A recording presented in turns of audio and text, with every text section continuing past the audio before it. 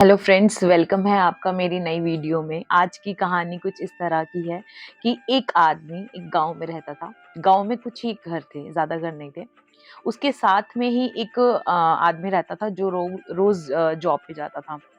जो संत था वो सुबह शाम राम का नाम लिया करता था। सुबह हो जाती थी, अपना राम का नाम जप करना शुरू कर देता था और बड़ी तेज तेज वॉल्यूम में मतलब गाने सुनता था, भगवान जी का नाम लेता था। जो साथ वाला आदमी था उसको बड़ी तकलीफ थी। वो एक दिन संत के पास जाता है और कहता है कि देखो, आपको तो कोई काम नहीं करना है, आपको तो सुबह से शाम भगवान का नाम लेना है, लेकिन मुझे दफ्तर जाना है, मुझे काम करना है। क्या आपका राम का नाम मुझे खाने को रोटी दे देगा?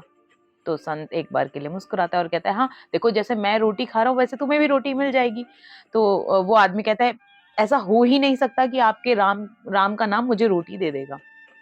तो संत कहता है, बिल्कुल मिल जाएगा, तुम राम का नाम लेके देखो।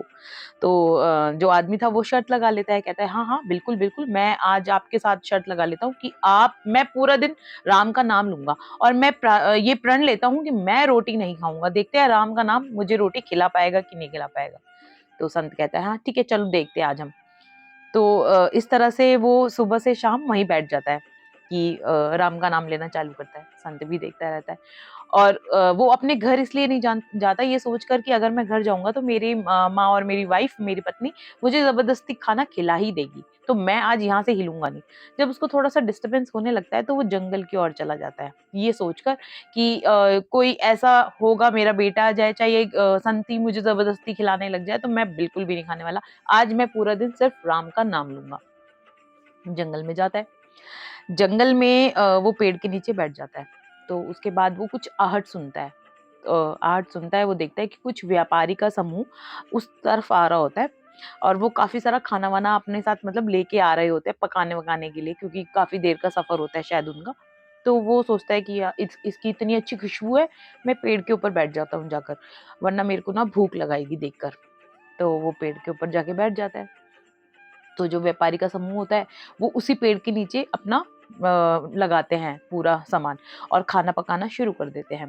खुशबू तो आती है उसको, लेकिन वो नहीं खाता क्योंकि उसने आज प्रण लिया हुआ था कि आज मैं खाना नहीं खाने वाला हूँ। तो ऐसे ही खाना पक के तैयार हो जाता है। जैसे ही खाना पक के तैयार हो जाता है और जो व्यापारी का समूह जस्ट खाने वाले होते हैं, इतने में क्या होता है, कुछ डाकू आ जाते हैं। डाकू आ जाते हैं और वो उन व्यापारियों पे हमला करते हैं। तो उसके बाद हमला करते हैं और वो उनको भगा देते हैं। वो व्यापारी भाग जाते हैं हमला करने से पहले ही, क्योंकि उनको थोड़ा-सा अंदेशा हो जाता है कि शायद कुछ मतलब डाकू-वाकू आ रहे थे। तो अब वो जो डाकू थे ना, वो देखते हैं कि इस पेड़ के ऊपर ना एक आदमी बैठा हुआ है और वो उसको घसीट के नीचे उतार लेते हैं। अब खाना तो स्वादिष्ट बना हुआ था, अब डाकुओं को भूख भी लगी हुई थी। तो वो कहते हैं कि चलो खाते हैं। तो उनमें से एक डाकू कहता है, अरे नहीं, ये देखो, ये तब से ऊपर चढ़ा हुआ है, क्या पता इससे कुछ ऊपर से डाल दिया हो, हम खाना नहीं खाने वाले। तो वो डाकुओं का जो ग्रुप लीडर होता है वो कहता है कि पहले इसको खिलवाएंगे हम। तो वो माना आनाकानी करता है कि मैं तो नहीं खाऊंगा, मैं तो नहीं खाऊंगा। तो ग्रुप लीडर जो होता है वो कहता है, तुम्हें खाना ही पड़ेगा, और चाकू उसके गले पे रख देता है। ऐसा ही होता है। तो वो जैसे ही चाकू उसके गले पे रखता है तो अब डर के मारे तो खाना खाना ही पड़ता है। फिर वो खाना खा के उसको डाकू छोड़ देते हैं।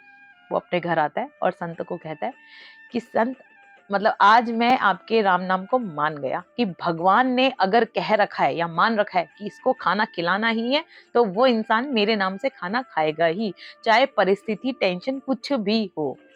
इसीलिए जब हमारे पास इतने पहर हैं, 3 पहर, तो हम 3 वक़्त, सिर्फ़ 3 वक़्त भगवान का, राम का नाम ले ही सकते हैं।